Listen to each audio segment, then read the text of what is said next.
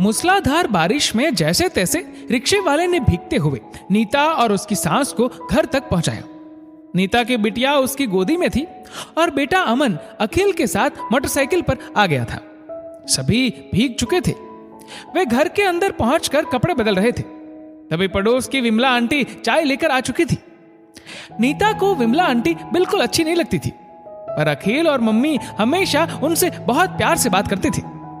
चाय पिलाने के बाद आंटी बोली, अखिल तुम अब कार खरीद लो, क्योंकि देखो तुम्हारी मम्मी और बच्चे कैसे बारिश में भीग कर आए हैं। मेरा अपूर्व तो कभी मुझे रिक्शे में भेजता ही नहीं।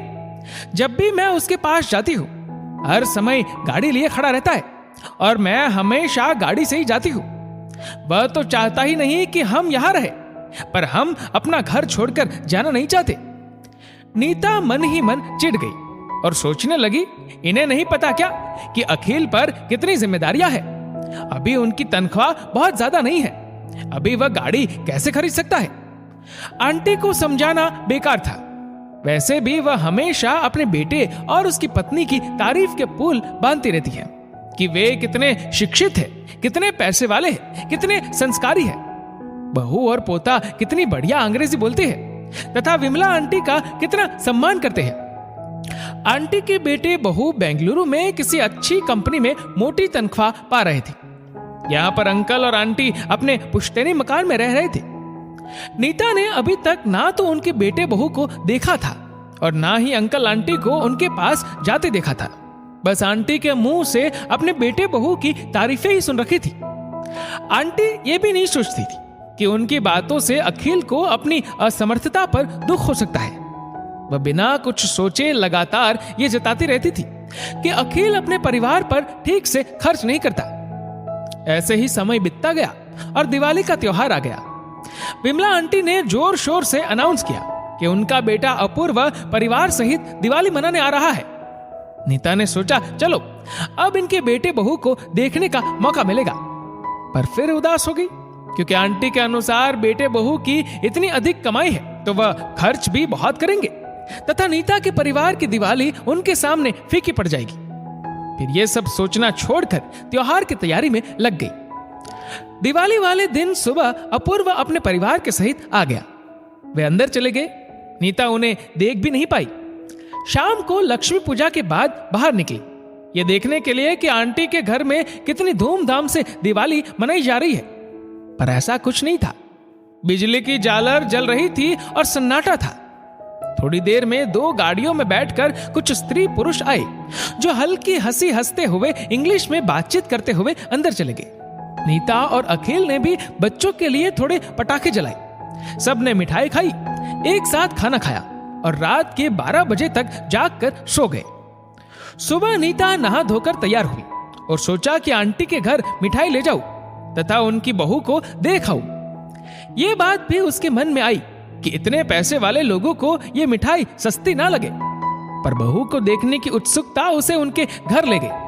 आंटी ने दरवाजा खोला। नीता ने मिठाई देकर पूर्वी के लिए पूछा। आंटी बहू की इतनी ज्यादा प्रशंसा कर चुकी थी कि यह नहीं कह सकी कि बहू सो रही है। उन्होंने दरवाजा खटखटाकर बहू को बाहर बुलाया।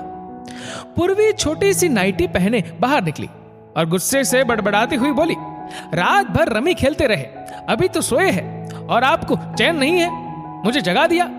आंटी पर घड़ों पानी पड़ गया। नीता बेशर्मिंदा हो गई। पूर्वी नीता को देखकर सॉरी कहकर अंदर चली गई। नीता चुपचाप चली आई। सोचने लगी, तो ये है आंटी की संस्कारी, शिक्षित, आज्ञाकारी बहू, जिसका बखान करके आंटी ने उसे कितनी बार ही ईर्ष्या से जला दिया है। उस दिन ना तो आंटी उनके घर आई और ना ही नीता के घर से कोई वहां गया। अगले दिन अपूर्व को लौटना था। नीता सुबह बालकनी में कपड़े फैलाने गई, तब सुना कि आंटी के घर में कोई गर्मा गर्म बहस छिड़ी हुई है। छिपकर बात सुनना उसे पसंद नहीं था, पर आंटी की बात थी इसलिए सुनने लगी। यह समझ में आया कि अपूर्व कह रहा था कि इस मकान को फ्लैट बनाने वालों को बेच देते हैं। जब फ्लैट बन जाएंगे तब एक फ्लैट अंकल आंटी को रहने के लिए मिल जाएगा। फिर उसने पूर्वी से पूछा कि मम्मी पापा को अपने साथ ले चलते हैं जब तक फ्लैट नहीं बनता। पूर्वी उसे एक तरफ ले जाकर समझाने लगी कि आप में व्यवहारिकता है या नहीं। इनको ले जाने से हमें गेस्ट रूम में रखना पड़ेगा, क्योंकि हमारे पास कोई एक्स्ट्रा बेडरूम नहीं है। साथ साथ अमन भी इनके साथ रहकर अपनी अंग्रेजी भूलकर देहाती बन जाएगा।